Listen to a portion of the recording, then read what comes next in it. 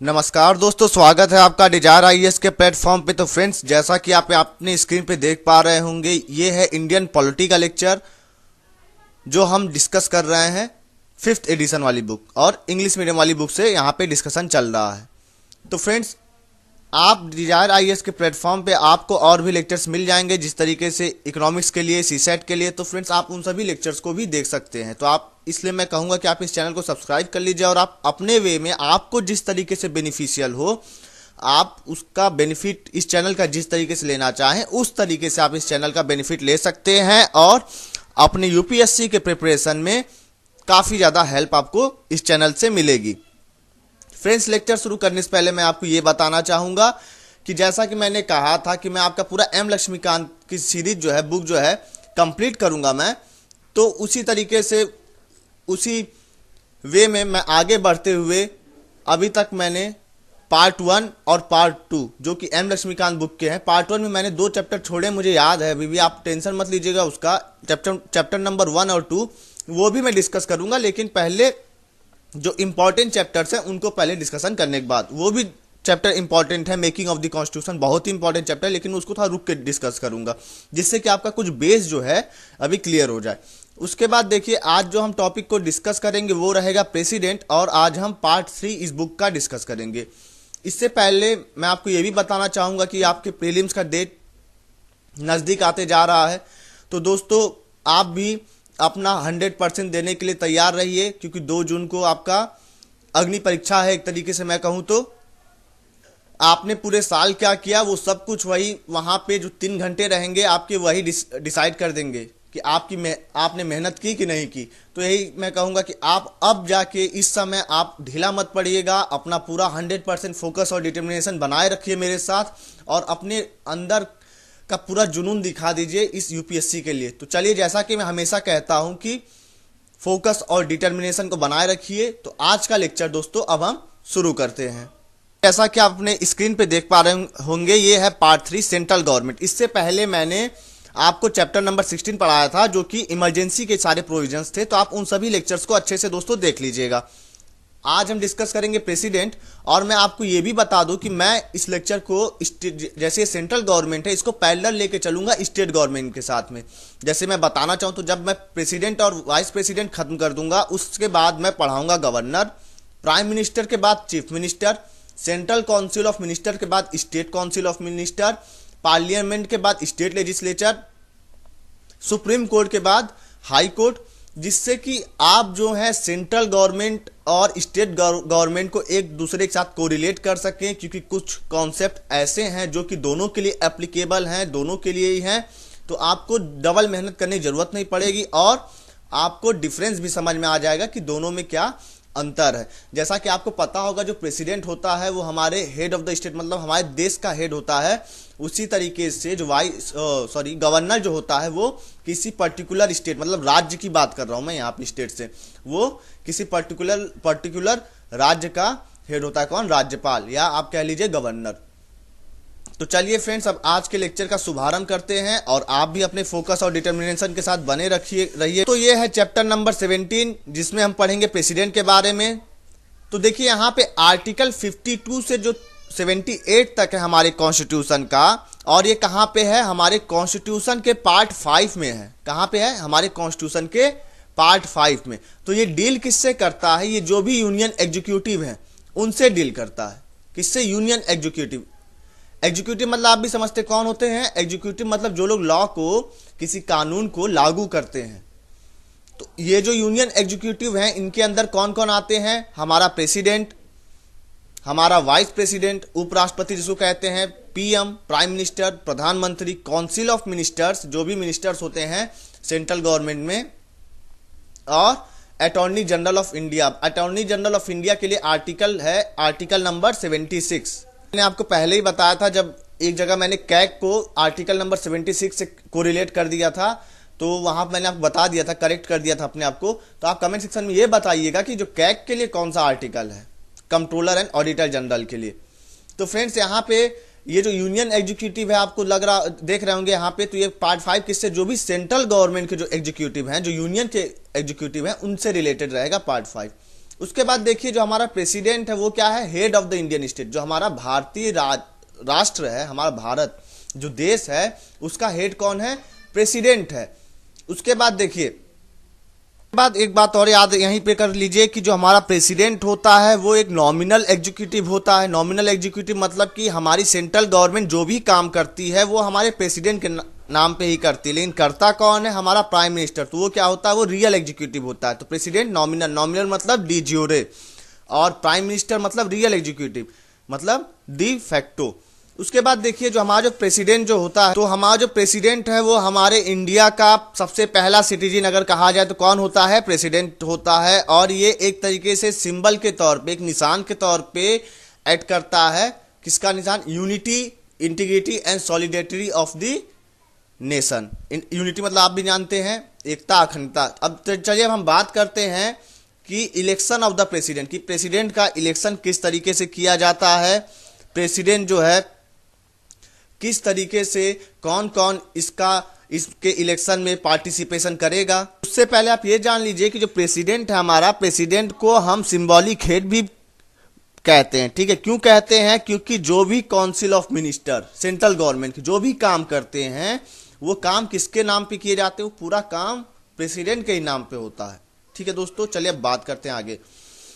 तो जो हमारा जो प्रेसिडेंट है उसका इलेक्शन वो डायरेक्टली इलेक्टेड नहीं होता है हमारे लोगों से, हमारे देश के नागरिकों के द्वारा डायरेक्टली इलेक्टेड नहीं होता है। मतलब आपको अब यहां समझ में हो गया होगा कि इसका इलेक्शन कैसे होता है, इनडायरेक्ट इलेक्शन होता है। और एक स्पेसिफिक इलेक्टोरल कॉलेज होता है इसके इलेक्शन में। अब वो इलेक्टोरल कॉलेज कौन कौन है, इलेक्टोरल कॉलेज का मतलब कौन कौन वो लोग हैं जो लोग प्रेसिडेंट के इलेक्शन में वोट डालेंगे। तो जो भी इलेक्टेड मेंबर होते हैं हमारे पार्लियामेंट के, चाहे वो राज्यसभा के इलेक्टेड मेंबर हो चाहे वो लोकसभा के इलेक्टेड मेंबर हो, वो दोनों ही वोटिंग डालेंगे। उसके बाद देखिए जितने हमारे स्टेट्स हैं, जितने राज्य हैं हमारे, वहां के जो भी इलेक्टेड एमएलए होते हैं, लेजिस्लेटिव असेंबली के जो मेंबर होते हैं वहां के, उस स्टेट के, वो सब भी जितने भी स्टेट है सभी स्टेटों के एमएलए भी वोट डालते हैं। लेकिन वो क्या होने चाहिए, इलेक्टेड होने चाहिए। यहाँ पे ये बात को ध्यान रखिएगा, ठीक है, जो मैं बता रहा हूं।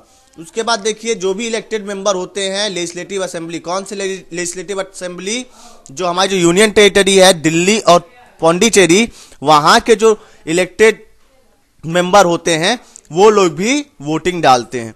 तो देखिए आपको यहां से एक बात पता चली होगी कि जो भी नॉमिनेटेड मेंबर हो, चाहे वो पार्लियामेंट के नॉमिनेटेड मेंबर हो, किसी स्टेट के लेजिस्लेटिव असेंबली के नॉमिनेटेड मेंबर हो, और जो मेंबर होते हैं कहाँ के, जो स्टेट का लेजिस्लेटिव काउंसिल होता है।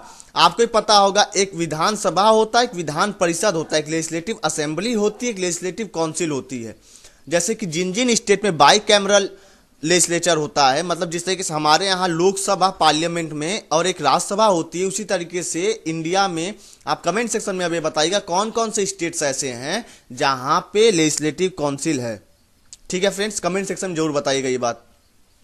उसके बाद देखिए तो जो लेजिस्लेटिव काउंसिल के जो मेंबर हैं किसी भी स्टेट के, वो लोग वोटिंग नहीं डालेंगे। ठीक है दोस्तों, ये बात आपको क्लियर हो गया होगा। तो अब देखिए अब कौन कौन वोट डालेंगे वो आपको पता चल गया। इलेक्टेड मेंबर वोट डालेंगे कहाँ के, पार्लियामेंट के और स्टेट लेजिस्लेटिव असेंबली के। और कौन कौन नहीं डालेंगे वोटिंग, जो भी नॉमिनेटेड मेंबर हो, चाहे पार्लियामेंट के हो चाहे स्टेट लेजिस्लेटिव असेंबली के हो, और जो स्टेट लेजिस्लेटिव काउंसिल है उसके दोनों ही इलेक्टेड और नॉमिनेटेड दोनों ही मेंबर वोटिंग में पार्टिसिपेट नहीं करेंगे। प्रेसिडेंट के इलेक्टोरल कॉलेज में वो पार्टिसिपेट नहीं करेंगे उसके इलेक्शन में। बात देखिए, मान लीजिए जिस समय प्रेसिडेंट का इलेक्शन हो रहा है उस समय या उससे पहले जो स्टेट का जो लेजिस्लेटिव असेंबली है, ठीक है दोस्तों, अगर वो डिसॉल्व हो जाता है तो उस समय जो भी उस लेजिस्लेटिव असेंबली के मेंबर होंगे वो वोटिंग में पार्टिसिपेट नहीं करेंगे, किसके, प्रेसिडेंट के इलेक्शन में। तो यहां से ये क्लियर हो गया होगा आपको कि अगर जो भी स्टेट असेंबली हैं या अगर वो डिसॉल्व हो जाती हैं तो उनके जो मेंबर होंगे, जो एमएलए होंगे, उनका जो वो क्या हो जाएंगे, सीज हो जाएंगे। मतलब कि एक तरीके से वो प्रेसिडेंट के इलेक्शन में पार्टिसिपेट नहीं करेंगे। अब चलिए बात आगे करते हैं कि आखिर हर एक जो भी हमारे जो मेंबर ऑफ पार्लियामेंट हैं और जो लेजिस्लेटिव असेंबली है डिफरेंट स्टेट्स के, उनके वोट किस तरीके से उनके एक एक वोट की वैल्यू कैसे निकाली जाती है। तो दोस्तों अब हम उसके बारे में डिस्कस करेंगे। तो देखिए, आपको ही पता होगा कि हमारे यहाँ पे एक यूनिफॉर्मिटी आ सके, किस लिए जो प्रेसिडेंट का जो इलेक्शन है ऐसा ना हो कि कहीं के वोट की वैल्यू ज़्यादा और कहीं के वोट की वैल्यू कम। ज़्यादा कम होगी, लेकिन वो लोग कितने पॉपुलेशन को रिप्रेजेंट कर रहे हैं, हमारे देश के कितने लोगों को रिप्रेजेंट कर रहे हैं। क्योंकि आखिर जो भी लोग वोट डालेंगे, जो भी एमएलए या एमपी, वो लोग वोट इलेक्शन इनडायरेक्ट हो रहा है ना, तो वो एक्चुअली में हम लोगों के बिहाफ पे वोट डालेंगे, क्योंकि इलेक्ट हम ही लोगों ने करके उनको एमपी और एमएलए बनाया है। और तब वो लोग क्या करेंगे, जो जिसको प्रेसिडेंट हम लोग बनाना चाहेंगे उसी को, आखिर हमने उनको इलेक्ट किया एमपी और एमएलए को, तो उनकी सोच हमसे मिलेगी, वो लोग हमारी बातों को समझेंगे, इसीलिए हमने इलेक्ट किया है। तो लोग प्रेसिडेंट का जब इलेक्शन होगा तब भी वोटिंग उसी को डालेंगे जिसको हम लोग चाहेंगे। ठीक है, इस तरीके से आप कह सकते हैं हम लोग भी पार्टिसिपेट करते हैं, लेकिन इनडायरेक्टली पार्टिसिपेट करते हैं। तो यूनिफॉर्मिटी को मेंटेन करने के लिए कुछ रूल एंड रेगुलेशन है, किसके लिए, प्रेसिडेंट का जो एक एक वोट की जो वैल्यू जो होती है किस तरीके से निकालेंगे उसके लिए। तो चलिए अब हम देखते हैं। सबसे पहले तो देखिए यहाँ पे जो एक एमएलए के जो वोट की जो वैल्यू होगी, ध्यान रखिए, एमएलए मतलब जो स्टेट का जो लेजिस्लेटिव असेंबली का जो मेंबर है उसके जो एक वोट की जो वैल्यू रहेगी वो कैसे निकालेंगे, जो टोटल पॉपुलेशन हो जाएगा स्टेट का। ठीक है दोस्तों, उसके बाद डिवाइड उसमें किससे करेंगे, total number of elected member in the state, मतलब जितने एमएलए वहां पे इलेक्टेड एमएलए किसी भी पर्टिकुलर स्टेट में जितने होंगे, उसके बाद क्या करेंगे 1/1000 से उसमें मल्टीप्लाई कर देंगे। क्लियर हो गया होगा, फॉर्मूला आपको भी अपनी स्क्रीन पे दिख रहा होगा बड़े आराम से। और आसानी से समझाना चाहूं मैं तो यहां पे मान लीजिए हमारा जो यूपी का एग्जाम्पल लेता हूं, उत्तर प्रदेश का, मान लीजिए उत्तर प्रदेश का पॉपुलेशन कितना हो जाए, 1000 हो जाए, और यहां टोटल एमपी कितने इलेक्ट हो रहे हैं, टोटल एमपी जो मान लीजिए यूपी का टोटल पॉपुलेशन कितना हो जाए, 1 करोड़ हो जाए, 1 करोड़ हो जाए। ठीक है, और जो टोटल जो एमपी जो इलेक्ट होते हैं आपको पता है यहाँ पे 400 होते हैं, 400 के आसपास। तो उसके बाद इसको मल्टीप्लाई कर देंगे किससे, 1/1000 से। इलेक्टेड मेंबर, इलेक्टेड जो एमएलए होंगे उन्हीं की बात हो रही, तो कैसे निकलेगा, 1 करोड़ डिवाइडेड बाई 400 इंटू 1000, तो उसकी जो वैल्यू जो आएगी वो हो जाएगा यहाँ पे 1 एमएलए की वैल्यू, तो यहां से 1 एमएलए की वैल्यू आएगी, ये बात याद रखिएगा। उसके बाद देखिए, ये तो हो गया एमएलए के लिए, और ये हर स्टेट के लिए अलग अलग आएगी। अब अलग अलग क्यों आएगी, ऐसा नहीं कि अगर मान लीजिए कोई बिहार का एमएलए है और जो यूपी का एमएलए है, दोनों के वोट की वैल्यू बराबर होगी, ऐसा नहीं होगा। क्योंकि देखिए बिहार का पॉपुलेशन अलग है, यूपी का पॉपुलेशन अलग है, number of elected legislative assembly member Bihar के अलग हैं, और यूपी के जो एमएलए का जो मेंबर है इलेक्टेड मेंबर का, वो लेजिस्लेटिव असेंबली का मेंबर ऑफ लेजिस्लेटिव असेंबली का, वो भी अलग अलग है। ठीक है, तो ये बात पता चल गई होगी कि दोनों ही जितने स्टेट होंगे सभी स्टेट की अलग अलग स्पेसिफिक वैल्यू आएंगी, उनके उनके पर्टिकुलर वैल्यू आएंगी एक एक एमएलए के वोट के। चलिए अब आगे बात करते हैं। उसका देखिए जो भी इलेक्टेड मेंबर होंगे वो हाउस ऑफ पार्लियामेंट के, तो उनका कैसे निकालेंगे, तो देखिए जो टोटल वैल्यू आती है ना, vote of all the MLA of all the state upon total number of elected member of the parliament, मतलब जितने हमारे यहाँ स्टेट हैं तो हर एक स्टेट में एमएलए तो होंगे इलेक्टेड, तो उनके टोटल वोट की वैल्यू कितनी हो रही वो निकाल लेंगे पहले, सभी स्टेट के वोटों को जोड़ लेंगे, एडिशन कर देंगे, उसको फिर डिवाइड कर देंगे जो total number of elected member of parliament है हमारे उनसे। ठीक है फ्रेंड्स, अब आपको क्लियर हो गया होगा। तो ये फॉर्मूला एक्चुअली में कभी कभी पूछ भी लिया जाता है एग्जाम में, तो आप इसको अच्छे से याद रखिएगा। चलिए हम आगे बात करते हैं। देखिए दोस्तों, जो इलेक्टोरल कोटा उसका क्या फॉर्मूला है, total number of valid votes polled, मतलब जितने टोटल वैलिड वोट डाले गए अपॉन 2+1। ठीक है, आपको यहाँ पे दिख रहा होगा। इसके बाद देखिए जो मेंबर हैं इलेक्टोरल कॉलेज के, वो लोग वोटिंग कैसे करेंगे, वो लोग ईवीएम मशीन पे नहीं करेंगे, ये कहाँ पे होता है, बैलेट पेपर के मदद से होता है। ठीक है, एक सीक्रेट बैलेट पेपर होता है, और यहाँ पे प्रेफरेंस देना रहता है 1 2 3 4। चलिए ये एक्चुअली यहाँ पे एक पैराग्राफ छूट गया। तो देखिए जो प्रेसिडेंट का इलेक्शन है ये किस तरीके से होता है, proportional representation system by means of single transferable vote, और ये वोटिंग कहाँ पे होता है, एक सीक्रेट बैलेट की मदद से किया जाएगा। और इससे क्या होता है, एक एब्सोल्यूट मेजॉरिटी का सक्सेसफुल कैंडिडेट हम चुन सकते हैं। अब देखिए सिंगल ट्रांसफरेबल वोट का मतलब क्या हो गया कि जैसे कि अगर मान लीजिए आप लोग वोट डालने जाते हैं तो आप किसी एक पर्टिकुलर पार्टी या जो भी आपको एमपी या एमएलए इलेक्ट करना होता है उसके सामने के ईवीएम के बटन को डालते हैं, दबा देते हैं, बस किसी को प्रेफरेंस नहीं देते हैं ना कि पहले नंबर पे ये रहेंगे, दूसरे नंबर पे कोई और, तीसरे पे। लेकिन यहाँ पे क्या होगा, जब प्रेसिडेंट का जब इलेक्शन होगा उस समय क्या करते हैं कि मान लीजिए अगर 3 कैंडिडेट खड़े हैं, ठीक है दोस्तों, मान लीजिए अगर 3 कैंडिडेट खड़े हैं तो सबसे पहले जो वोटर्स हैं, मान लीजिए अगर आप अगर एक एमएलए या एमपी होते तो आप वोटिंग कैसे डालते, आप पहले नंबर पे आप जिसको चाहते हैं उसको उसका नाम लिखेंगे, दूसरे पे फिर, और तीसरे नंबर पे किसको चाहेंगे। इसी तरीके सारे कैंडिडेट डालते हैं, ठीक है, उनका मर्जी होता है पहले नंबर किसको रखते हैं, दूसरे पे किसको और तीसरे पे किसको। तो देखिए जब पहले फेज की जब काउंटिंग जब होती है ना तो उस समय जो फर्स्ट प्रेफरेंस वाले जो वोट होते हैं उन्हीं को काउंट किया जाता है। अगर मान लीजिए उस समय अगर कोई पर्टिकुलर इंसान जो है प्रेसिडेंट के लिए इनके रिक्वायर्ड कोटा को अगर पार कर जाता है तो वो प्रेसिडेंट इलेक्ट हो जाएगा। अगर नहीं हो पाता है तो उसके बाद क्या होगा, फिर उसके बाद सेकेंड प्रेफरेंस वाले की काउंटिंग होगी, इसी तरीके से थर्ड वाले की काउंटिंग होगी।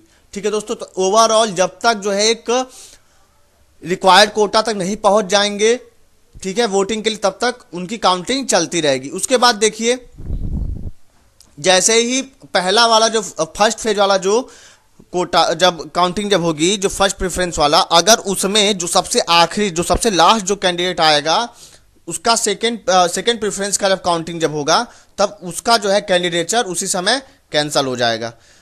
चलिए अब आगे बात करते हैं, जो भी डाउट या डिस्प्यूट होंगे प्रेसिडेंट के इलेक्शन से रिलेटेड वो कहाँ पे सॉल्व किए जाएंगे, उनको कौन डिसाइड करेगा, वो सुप्रीम कोर्ट डिसाइड करेगा। तो आपको पता चल गया इलेक्शन डिस्प्यूट किसके पास जाएगा, सुप्रीम कोर्ट के पास, और उसका डिसीजन फाइनल डिसीजन होगा।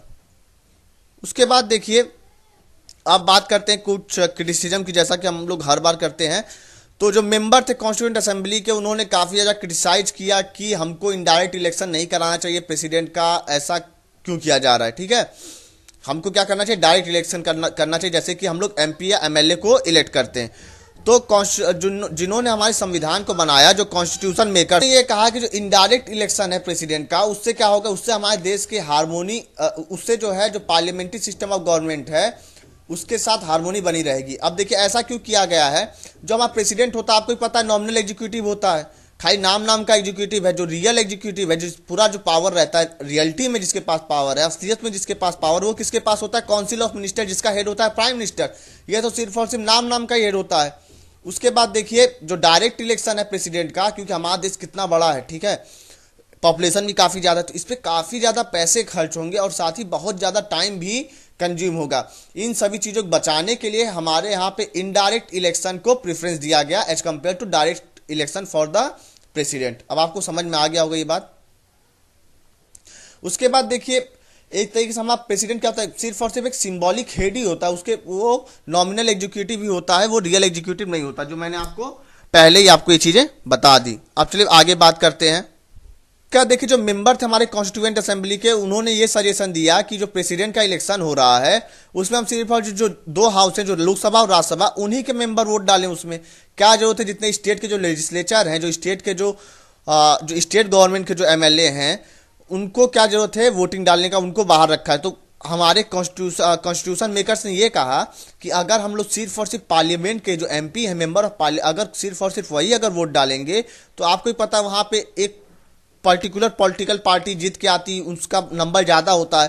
तब जब जो है प्रेसिडेंट का इलेक्शन होगा तो उस समय वो अपने ही कैंडिडेट को जिताएगी। लेकिन जब जैसे ही स्टेट को हम शामिल करते हैं तो आपको ही पता है स्टेट में, हर एक स्टेट में कुछ रीजनल पार्टी कहीं कहीं पे सरकार बना लेती हैं, गवर्नमेंट बना लेती हैं, जिससे कि सभी पार्टियों को मौका मिले कि यूनिफॉर्मिटी बनी रहे। इसलिए जो लेजिस्लेटिव असेंबली है स्टेट के, उनको भी शामिल किया गया और यूनियन टेरिटरी के साथ साथ पार्लियामेंट के तो हैं ही। अब चलिए आगे बात करते हैं। उसका देखिए ये कहा गया कि सिंगल ट्रांसफरेबल वोट जो है, इसका भी बात हुआ कि ये जो सिंगल ट्रांसफरेबल वोट है, यहाँ वर्ड तो सिंगल है लेकिन जो भी वोटर होते हैं, जो लोग वोट डालते हैं प्रेसिडेंट के इलेक्शन में, उन सब के पास प्लूरल वोट होता है, मतलब कि एक से ज़्यादा। आपको पता नंबरिंग डालनी पड़ती है ना उनको, कि पहले किसको चाहते हैं, दूसरे पे किसको चाहते हैं और तीसरे पे किसको चाहते हैं। इस तरीके से तो उनके पास टोटल कितने हो गए, 3 वोट हो गए। अगर और कैंडिडेट खड़े हैं तो 4 वोट, जितने कैंडिडेट होंगे उतने वोट हो जाते हैं ना उनके पास, इसलिए बात कही।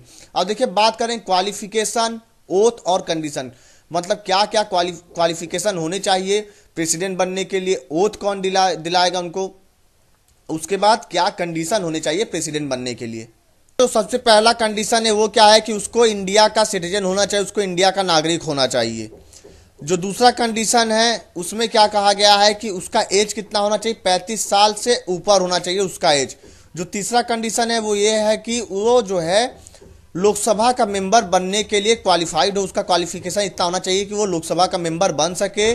चौथा कंडीशन ये वो किसी भी ऑफिस ऑफ प्रॉफिट को होल्ड ना किया हो, चाहे वो यूनियन गवर्नमेंट में हो या फिर स्टेट गवर्नमेंट में हो या फिर किसी लोकल अथॉरिटी या कोई पब्लिक अथॉरिटी में, वो किसी ऑफिस ऑफ प्रॉफिट के पद पे ना बना हो। तब जाके ये चारों कंडीशन जो लोग फुलफिल करेंगे वो प्रेसिडेंट के इलेक्शन में पार्टिसिपेट कर सकते हैं।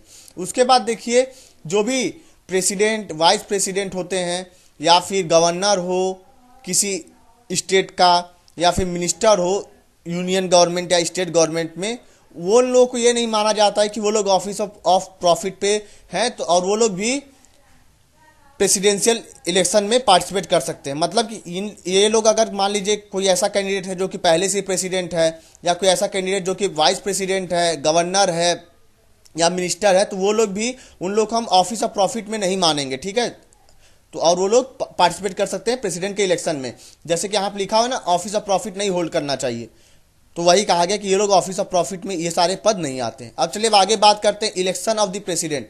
तो ये सभी हमारे कौन कौन से प्रेसिडेंट हुए हैं आज तक उनके बारे में बताया गया है, ये पूरी लिस्ट है उनकी। तो देखिए हमारे जो सबसे लेटेस्ट प्रेसिडेंट है वो कौन है, 14th प्रेसिडेंट कौन है, वो रामनाथ कोविंद जी हैं, ठीक है दोस्तों, ये बात याद रखिए। आप ये सीरियल नंबर्स कंफ्यूज मत होइएगा, क्योंकि जो हमारे डॉक्टर राजेंद्र प्रसाद थे वो 2 बार इलेक्ट हुए हैं ना, यहाँ पे आप देख रहे हैं 1 और 2, इस वजह से यहाँ पे 14 तक आ गया, लेकिन टोटल अभी तक 13 पर्सन ही यहाँ तक होते, ठीक। और जो 14वें राष्ट्रपति हमारे 14 प्रेसिडेंट हैं वो कौन है, रामनाथ कोविंद। चलिए हम आगे बात करते हैं। उसके बाद देखिए कि जो भी इंसान, चाहे जो भी व्यक्ति जो है, जो जिसके पास क्वालिफिकेशन है किसके लिए, प्रेसिडेंट बनने के लिए, जैसा कि ये सारे क्वालिफिकेशन है उनके पास, अगर वो चाहता है कि नॉमिनेशन करना चाहता है प्रेसिडेंट के इलेक्शन में, प्रेसिडेंट का इलेक्शन लड़ना चाहता है, तो सबसे पहले उसके पास 50 इलेक्टर का सपोर्ट होना चाहिए एज अ प्रपोजर। मतलब वो लोग उनको जो है फर्स्ट प्रेफरेंस पे रखें, और 50 इलेक्टर जो हैं सेकेंडर, मतलब कि वो लोग सेकेंड पोजीशन पे उनको माने। तो अगर इतना सपोर्ट वो इकट्ठा कर पाता है तभी जाके वो जो है प्रेसिडेंट के इलेक्शन के लिए नॉमिनेशन कर सकता है। साथ ही उसको एक सिक्योरिटी डिपॉजिट जमा करना होगा 15,000 रुपीज़ का रिजर्व बैंक ऑफ इंडिया में। और अगर वो जितना टोटल वोट पड़ा, अगर उसका 1/6 वोट अगर वो नहीं पा सका, तो इसका जो सिक्योरिटी डिपॉजिट होगा 15,000 रुपीज़, ये उसको वापस नहीं मिलेगा, ये जब्त हो जाएगा। बोलते नहीं कि जमानत जब्त हो गई जब इलेक्शन वगैरह जब आते हैं रिजल्ट्स, तो वो यही है, इनका जो है एक तरीके से जमानत है ये 15,000 रुपीज़। उसके बाद देखिए बिफोर, मतलब 1997 से पहले क्या होता था, ये जो प्रपोजर और जो सेकेंडर जो यहाँ पे 50-50 है, ये इसका मतलब इसकी संख्या, इनका नंबर कितना होता था, सिर्फ और सिर्फ 10 होता था, 10 ही होता था। और जो अमाउंट था जो डिपॉजिट करना होता था वो सिर्फ ₹2,500 रुपये खाली डिपॉजिट करने होते थे। लेकिन 1997 में क्या हुआ, इन सभी चीज़ों को इंक्रीज कर दिया गया, जिससे कि जो भी नॉन सीरियस कैंडिडेट है उनको जो है डिस्करेज कर सके, उनको इलेक्शन लड़ने से रोक सके। अब बात करेंगे ओथ और अफर्मेशन कौन दिलाता है। तो सबसे पहले आप ये जान लीजिए कि ओथ किसके लिए होता है, जो लोग रिलीजन को मानते हैं, ठीक है दोस्तों, मतलब कि वो लोग किसी पर्टिकुलर रिलीजन को मानते हैं, उसका किसी भगवान को मानते हैं, चाहे वो अल्लाह हो, चाहे हमारे भगवान हो, हिंदुओं के भगवान हो, या क्या बोलते हैं क्रिश्चियन के जीसस क्राइस्ट हो, जो भी हो, तो उनके लिए होता ओथ। और अफर्मेशन किसके लिए होता है, जो लोग भगवान में विश्वास नहीं करते हैं, ठीक है दोस्तों, जो लोग नास्तिक होते हैं उनके लिए होता है अफर्मेशन। और ओथ जिनके लिए, जो लोग भगवान में, गॉड में बिलीव करते हैं। चलिए आगे बात करते हैं कि इनका वोट कौन दिलाएगा, ओथ या अफर्मेशन कौन दिलाता है। उनको वो ओथ पहले, सबसे पहले जान ली किस लिए दिलाई जाती है। तो सबसे पहली बात कि वो पूरे फेथफुली, ईमानदारी के साथ अपने ऑफिस में काम करें, ठीक है, बेईमानी ना करें, इसलिए दिलाई जाती है। और वो क्या करेंगे, ये जो पॉइंट नंबर 2 है दोस्तों, इसको आप बिल्कुल अच्छे से समझ लीजिए, याद कर लीजिए, ये काफी ज्यादा इंपॉर्टेंट पॉइंट बताने जा रहा हूं मैं, कि वो क्या करे, प्रिजर्व करे, प्रोटेक्ट करे और डिफेंड करे हमारे जो कॉन्स्टिट्यूशन है और जो हमारे लॉ है, कानून है, हमारे संविधान को प्रिजर्व, प्रोटेक्ट और डिफेंड करेगा। कौन? प्रेसिडेंट। इसलिए कहा जाता है preserver, protector and defender of the constitution कौन है? प्रेसिडेंट होता है। उसके बाद देखिए, वो अपने आप को हमारे जो भी लोग हैं भारत के, उनके सर्विस के लिए डिवोट रखेगा हर समय, मतलब उनके लिए मतलब अपने आप को डिवोट करेगा। उसके बाद देखिए, जो oath of office of president है, उनको कौन कराता है, कौन दिलाएगा ओथ हमारे प्रेसिडेंट को, हमारे राष्ट्रपति को? तो वो दिलाता है जो चीफ जस्टिस होता है इंडिया का, वो दिलाता है। अगर हमारे चीफ जस्टिस नहीं है, जो चीफ जस्टिस रहेगा सुप्रीम कोर्ट का, ठीक है, उन्हीं की बात हो रही, अगर नहीं है तो जो सीनियर मोस्ट जज रहेंगे सुप्रीम कोर्ट के, वो ओथ दिलाते हैं किसको? प्रेसिडेंट को।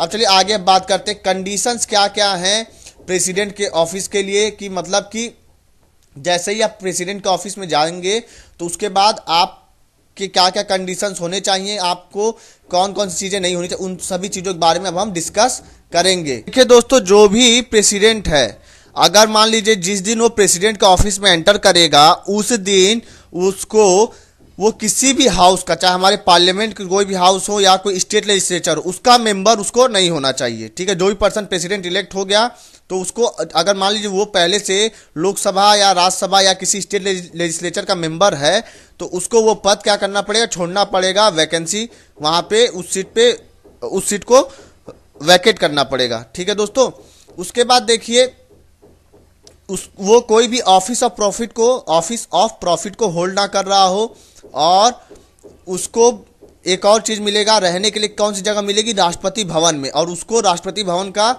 किराया नहीं देना पड़ेगा, रेंट नहीं देना पड़ेगा रहने के लिए। उसका देखिए, उसको कई ढेर सारे इमोल्यूमेंट्स, अलाउंस और प्रिविलेज मिलेंगे। ठीक है, और इनको कौन डिसाइड करेगा कि क्या क्या मिलेंगे? ये पार्लियामेंट के द्वारा डिटरमाइंड होते हैं। ठीक है, पार्लियामेंट डिसाइड करता है कि प्रेसिडेंट को कौन कौन से इमोल्यूमेंट्स मिलेंगे, अलाउंसेस मिलेंगे, प्रिविलेजेस कौन कौन से मिलेंगे। उसके बाद देखिए, अगर एक बार इनके प्रेसिडेंट के इमोल्यूमेंट्स और अलाउंस एक बार मतलब तय हो जाते हैं, एक बार अगर तय हो गए तो उनको जब तक उनका टर्म चलेगा, ठीक है, जैसे कि एक प्रेसिडेंट का टर्म होता है 5 साल का, तो 5 साल के अंदर अंदर हमारी पार्लियामेंट उसको कम नहीं कर सकती है, डिमिनिश नहीं कर सकती है दोस्तों। तो उन्हीं के बारे में लिखा। चलिए आप कमेंट सेक्शन में ये बताइए कि 2017 में प्रेसिडेंट की सैलरी को कितना बढ़ा दिया गया, कितना कर दिया गया था? कमेंट सेक्शन में जरूर बताइएगा, प्रेसिडेंट के, वाइस प्रेसिडेंट के भी। उसका देखिए, term, impeachment and vacancy. Term मतलब क्या, कि कितने, मतलब समय क्या होता है एक प्रेसिडेंट का, कितने साल बाद, जैसे एक बार अगर चुन लिए गए तो कब तक अपने ऑफिस में बने रहेंगे। तो देखिए, जो प्रेसिडेंट है वो कब तक बने रहेंगे? 5 साल तक अपने पद पे बने रहते हैं। कब से कब तक? जिस दिन वो अपने ऑफिस में जाते हैं उस दिन से 5 साल तक वो जो हमारे राष्ट्रपति होते, प्रेसिडेंट जो रहते हैं, वो अपने पद पे बने रहेंगे। अगर मान लीजिए कि प्रेसिडेंट को रिजाइनेशन देना हो, रेजिग्नेशन देना हो, तो किसको देंगे? वो देंगे हमारे वाइस प्रेसिडेंट को। ठीक है दोस्तों, प्रेसिडेंट किसको देगा रिजाइनेशन? वाइस प्रेसिडेंट को। और वाइस प्रेसिडेंट किसको देता है? प्रेसिडेंट को। ये बात याद रखिएगा। बात देखिए, ये जो प्रेसिडेंट है हमारे, इनको इम्पीच भी किया जा सकता है, हटाया भी जा सकता है 5 साल से पहले। ठीक है, जो इनका टर्म खत्म होने से पहले भी हटाया जा सकता है। कैसे हटाएंगे? इम्पीचमेंट के द्वारा। ठीक है, अभी इम्पीचमेंट किस तरीके से होगा अभी मैं आगे आपको डिस्कस करूंगा। उसके बाद देखिए, जो हमारा प्रेसिडेंट है वो 5 साल से ज़्यादा भी ऑफिस में रह सकता है। कब तक रहेगा? जब तक कि जो उनका उत्तराधिकारी, जो नया जो प्रेसिडेंट जो इलेक्ट हो रहा है, वो जब तक अपने ऑफिस, मतलब वो प्रेसिडेंट ऑफिस में नहीं आ जाएगा, तब तक जो पुराना वाला राष्ट्रपति वो अपने पद पे बना रहेगा। उसके बाद देखिए, जो हमारा प्रेसिडेंट है वो री इलेक्शन के लिए भी एप्लीकेबल है। ठीक है, चाहे जितनी बार भी री इलेक्ट हो हमारा प्रेसिडेंट, हमारा राष्ट्रपति चाहे जितनी बार भी राष्ट्रपति बन सकता है। लेकिन अगर वहीं यूएसए की बात करूं, तो अगर वहां पे एक किसी पर्टिकुलर पर्सन की बात करूं, तो वो सिर्फ और सिर्फ 2 ही बार प्रेसिडेंट बन सकता है। लेकिन हमारे यहाँ पे कोई लिमिट डिसाइड नहीं की गई है। अब देखिए, अब बात करेंगे इम्पीचमेंट किस तरीके से होता है, प्रेसिडेंट को हम हटाएंगे किस तरीके से, अब हम उसके बारे में डिस्कस करेंगे दोस्तों। अब हम यहाँ पे डिस्कस करेंगे कि किसी भी प्रेसिडेंट को हम अपने प्रेसिडेंट जो है, हमारा राष्ट्रपति जो है, उसको इम्पीच कैसे करेंगे, उसको हटाएंगे कैसे। तो प्रेसिडेंट को हम कैसे हटा सकते हैं? अगर वो कॉन्स्टिट्यूशन का वायलेशन करे, कॉन्स्टिट्यूशन का अगर वो वायलेशन करेगा, हमारे संविधान का वायलेशन करेगा, तब उसको क्या कर देंगे, प्रेसिडेंट को हम इम्पीच कर देंगे। ठीक है दोस्तों। और ये जो वायलेशन ऑफ कॉन्स्टिट्यूशन का जो फ्रेज है, ये जो वर्ड है पूरा, ये वायलेशन ऑफ द कॉन्स्टिट्यूशन, ये हमारे कॉन्स्टिट्यूशन में कहीं भी डिफाइन नहीं है। ठीक है दोस्तों। अब चलिए आगे बात करते हैं। अब इम्पीच किस तरीके से होता है, अब हम उसके बारे में डिस्कस करेंगे। तो जो इम्पीचमेंट का जो चार्ज है, ठीक है, जो प्रोसेस जो वो किसी भी हाउस में स्टार्ट हो सकता है। हाउस किसका हाउस? पार्लियामेंट के हाउस, चाहे लोकसभा का हो या फिर राज्यसभा, किसी भी हाउस में स्टार्ट कर सकते हैं, ये बात याद रखिएगा। और ये जो चार्ज जो भी उसके ऊपर चार्ज लगाया जाएगा कि किस लिए इम्पीचमेंट उसका किया जा रहा है, वो किसके द्वारा साइन किया जाना चाहिए? 1/4 मेंबर ऑफ द हाउस।